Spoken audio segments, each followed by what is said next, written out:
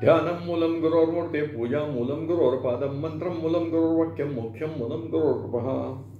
सर्व भक्तवंद्यांना नमस्कार. मी प्रमोद रेंगे आणि आपण पाहत आहात माझं यूट्यूब चॅनल मोक्षगुरू रामकृष्ण सरस्वती गुरु. मित्रांनो, आज मी आपल्याकरता 89वा व्हिडिओ करत आहे आणि हा 89वा व्हिडिओ गुरुस्वरूप ओळखावे या मालिकेतला आहे. आपल्याला सद्गुरूंनी अनेक वेळा सांगितलेलं आहे की आम्ही जी श्रीगुरुपदावर विराजमान असलेली मंडळी असतील, विभूती असतील, ते बऱ्याच वेळा त्यांच्या भक्तांना काही शब्द देत असतात की पुढे माझं तुमची दर्शनाचा योग येईल का. आणि मग आम्ही लोकांनी जर शब्द दिला असेल तो आम्हाला पुढच्या जन्मात देखील खरा करावा लागतो, असं बरेच वेळा गुरुदेवांनी सांगितलं आहे. आणि हा जो अनुभव आहे हा त्या मालिकेतलाच आहे. पुणे येथील एक भक्त आहेत, शालिनी चिंतामण तट्टू. शालिनी चिंतामण तट्टू या पुणे येथे म्हणजे आमच्या चिंचवड गावातच, थेरगाव परिसरात ते राहतात. आणि त्यांचं जे बालपण आहे ते आनगावला गेलेलं आहे. आणि आनगावला भिकवणांचं वास्तव्य होतं. आणि या आनगावचं वैशिष्ट्य असं की गुरुदेवांची बालपणापासून त्यांचे जे काही वर्धापन दिन आहेत ते वर्धापन दिन सुरू करण्याची एक तर परंपरा भिकवणांनी सुरू केलेली आहे. आणि ती त्यांनी त्यांच्या आनगाव या गावी दरवर्षी गुरुदेवांचा वर्धापन दिन ते साजरा करत होते. आणि अशा पद्धतीने गुरुदेवांचं त्या आनगावला येणं जाणं असल्यामुळे या स्वतः शालिनी चिंतामणी तट्टू, जे मी त्यांचं नाव सांगतोय, त्या खोले कुटुंबातली ही कन्या आहे. खोले कुटुंबाचाही मध्ये मी एक अनुभव आपल्याला सांगितलेला आहे. आणि खोले कुटुंब त्या काळात आनगावला राहत होते आणि भिकवणांच्या जवळच राहत असल्यामुळे आणि गुरुदेव जेव्हा यायचे तेव्हा त्यांना अवश्य तिथं, त्या शाळकरी वयातल्या होत्या तेव्हाही त्यांना तिथं सेवा करायची संधी मिळायची. आणि त्या गुरुदेवांच्या आगमनाकरता रांगोळी काढणं, काही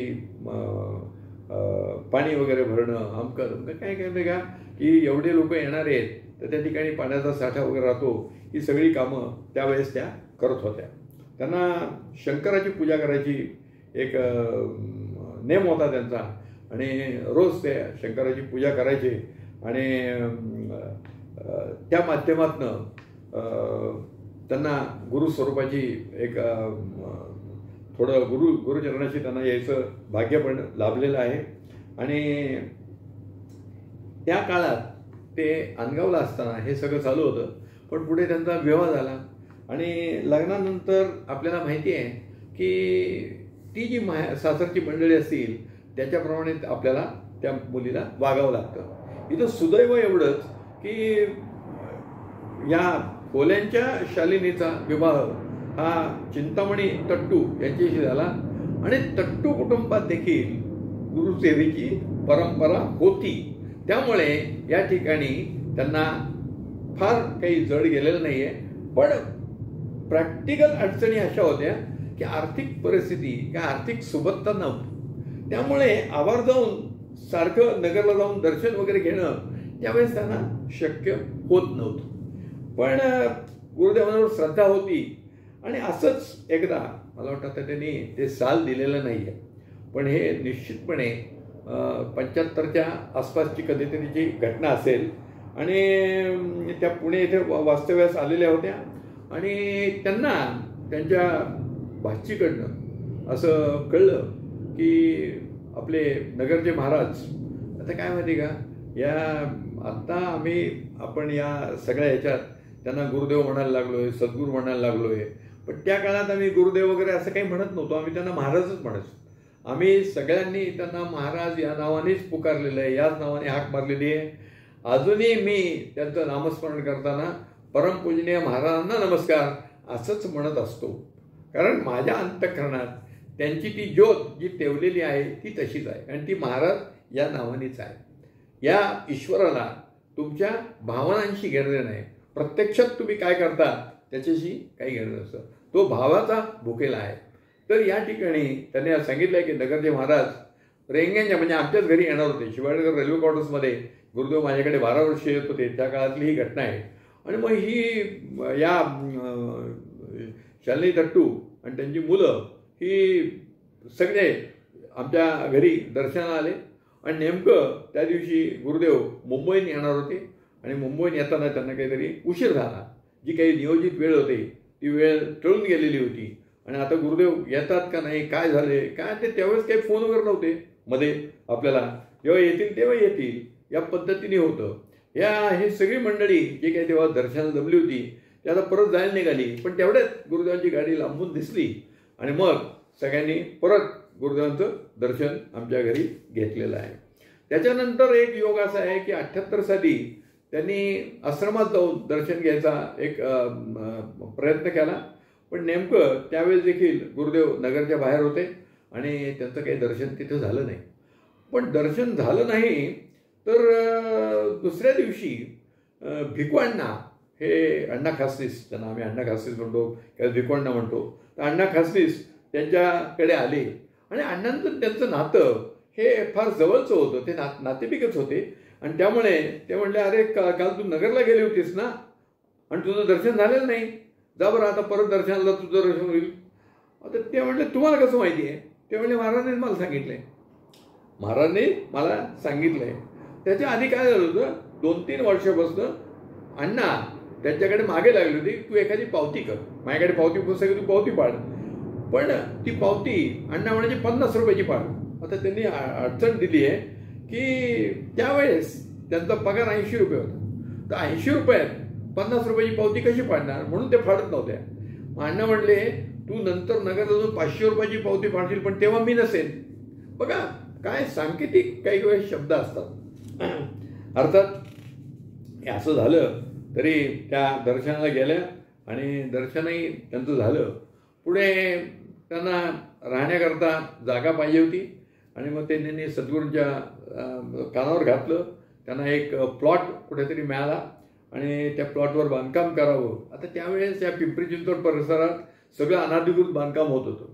शेतजमिनीचा 1-2 गुंठ्याचा प्लॉट लोकांना मिळत होता, लोकही घेत होते, बांधतही होते आणि तसा तो प्रकार होता. आणि मग त्यांनी त्या खेरगावमध्ये ते बांधकाम सुरू केलं. सद्गुरूंनी त्यांना बांधकाम करण्याकरता नारळ प्रसाद दिला होता. त्या नारळ प्रसादाचं महत्त्व असं आहे की कोणत्याही अडचणी न येता त्यांचं बांधकाम देखील पूर्ण झालं. आणि मग ही मंडळी त्या ठिकाणी राहायला गेली. आता राहायला गेल्यानंतर सद्गुरूचे चरण आपल्या घराला लागावे असं या शालिनींना वाटत होतं. आणि मग त्यांनी मुलाला सांगितलं की आपण महाराजांना आपल्या घरी बोलवूया. त्यांच्या ज्या भगिनी आहेत, मला वाटतं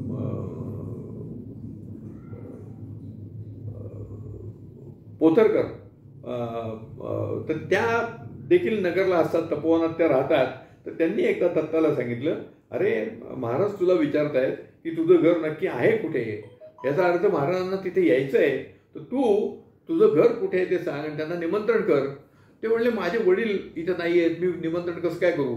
बरोबर आहे, वडिलांना न विचारता मी निमंत्रण कसं देऊ असा त्यांचा प्रश्न होता.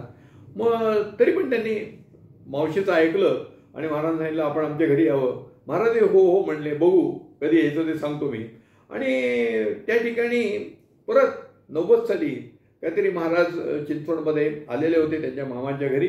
आणि खोले हे मामाच आहेत, त्यांच्या घरी आलेले होते. आणि मग त्या ठिकाणी यांना बोलवायचं असं चाललेलं होतं. पण दत्ता काही बोलवायला तयार नव्हता. का तर महाराज येणार म्हणल्यानंतर आपल्याला काहीतरी आर्थिक तरतूद केली पाहिजे. आणि त्यावेळेस त्यांच्याकडे आर्थिक टंचाई होती, त्यामुळे त्यांना बोलवता आलं नाही. तर हा म्हणला, आता आपण पुढच्या वर्षी पाहू. आणि महाराज 90 साली एकदा तिथे दर्शनाला आले होते आणि दत्ता देखील तिथे दर्शनाला गेलेला होता.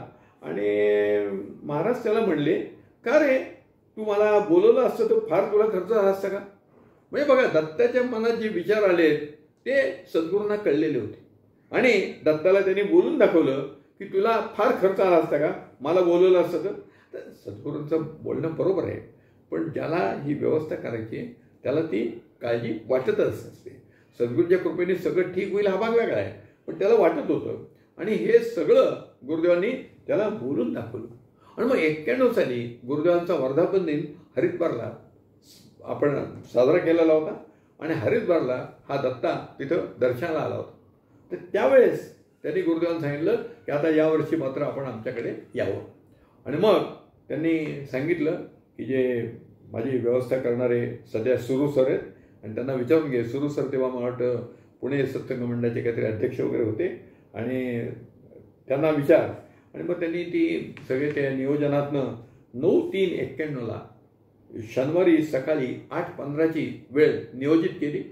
मला वाटतं गुरुदेव त्यावेळेस सांगवीमध्ये आमचे मार्डीकर म्हणून बघत आहेत त्यांच्याकडे गेलेले होते आणि तिथून या सांगवीवरनं हे याचं घर 15-20 मिनिटावर आहे तर त्या ठिकाणी यायचं त्यांचं ठरलेलं होतं.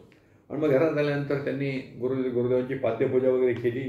गुरुदेवांशी काही त्यांचं बोलणं झालं आणि मग त्याच्या गुरुदेव त्यांना म्हणले, अरे मी तुला पूर्वजन्मी शब्द दिला होता म्हणून मला यावं लागलं.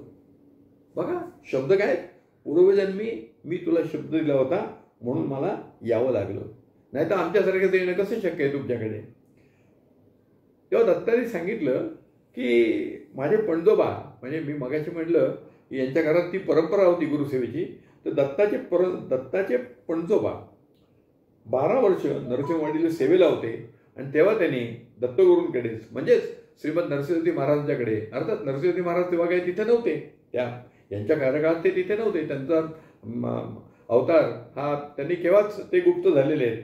पण त्या ठिकाणी त्यांनी दर्शनाची व्यवस्था मागितलं आणि गुरुदेवांनी दत्तगुरूंनी त्यांना सांगितलं की पुढील जन्मात मी तुला पुढील जन्मात म्हणजे तुझ्या पुढील जन्मात मी तुला मनुष्य रूपाने दर्शन देईल. बघा हे शब्द प्रत्येकाचे कसे आहेत की त्यांनी काय सांगितलंय की पुढील जन्मी मी तुला मनुष्य रूपात दर्शन देईल. आणि म्हणून सद्गुरू म्हणले आम्ही जो तुझ्या आजोबांना शब्द दिला, पणजोबांना शब्द दिला, पणजोबांना शब्द दिला होता तो मी आता सार्थ करून दिलेला आहे. याचाच अर्थ आपण जर घेतला तर जे पणजोबा नरसिंहवाडीला होते तेच या दत्ताच्या रूपाने, म्हणजे हा दत्ता हा दत्तूचा मुलगा आहे, तर हा मुलगा म्हणजे दत्तू हा त्या पणजोबांचाच अंश आहे आणि पणजोबांच्याच याच्यातनं त्याचा हा पुनर्जन्म झालेला आहे. आणि सद्गुरूंनी त्या जन्मात त्यांना जो शब्द दिला तो इथं पूर्ण केलेला आहे. म्हणजे ही कशी गुरु परंपरा असते बघा. गुरु स्वरूप ओळखण्याकरता हे जे 2-4 वाक्य आहेत ते देखील आपल्याला उपयोगी पडत आहेत. म्हणजे यातनं तर क्लिअर कट होतं जे असती गाणगापुरी, जे असती नरसिंहवाडी, तेच आलेत नगरनगरी. त्या ह्याच्यात काही फरक नाही. आपले गुरुदेव आणि दत्तात्रय, श्रीमद नरसिंहजी महाराज, श्रीपाद श्रीवल्लभ ही सगळी एकच स्वरूप आहेत. एकच स्वरूप असल्याशिवाय मी तुला मागच्या तुझ्या पणजोबांना जो शब्द दिलाय तो पूर्ण करण्याला इथं आलो आहे असं सांगितलं असतं का त्यांनी? बघा अर्थात या गोष्टींचा अर्थ त्या वेळेस भक्तांकडनं काढला जात नाही. हा एक आपलं दुर्दैव म्हणा किंवा आम्हा भक्त म्हणण्याना त्याचं आकलन होत नाही, कारण आपली बुद्धीच त्या पात्रतेची नसते असं माझं तरी समज आहे. पण या ह्याच्यातनं गुरुस्वरूप ओळखावं याकरता मी हा व्हिडिओ आपल्याला सांगितलेला आहे. याच्यातनं आपल्याला आपल्या गुरुस्वरूपाची ओळख पटेल. अर्थात मी मागे म्हटलं मी सांगून कोणाची ओळख पटणार नाही. ती ओळख आपल्याला आपल्या अनुभवातनं पटवून घ्यावी लागते. पण जेव्हा असं लक्षात येतं की ही साधी विभूती नाही, ही दत्तात्रयाचे अवतार आहेत असा जेव्हा आपल्याला विश्वास बसतो त्यावेळेस आपल्याला देखील त्या पद्धतीचे अनुभव यायला लागतात. हे फार महत्त्वाचं आहे. आणि अशा अनुभवाचा लाभ घेण्याकरता हे माझे व्हिडिओ तुम्ही ऐकून त्यातनं तुम्ही तुमची श्रद्धा वाढवावी असंच मी आपल्याला सांगेन. मध्यंतरी मी प्रसार सेवेच्या ह्याच्यात सांगितलं की एक व्हिडिओ माझे आणि आमच्या पुरुषोत्तम बेर्डेंच्या क्लिप ऐकून या चरणापर्यंत पोहोचले, तर हाच आपल्या या व्हिडिओचा हेतू आहे. माझ्या गुरुदेवांचा महिमा हा मंडित व्हावा हा एक हेतू आहे. आपण थांबूया. धन्यवाद. श्री गुरुदेव दत्त.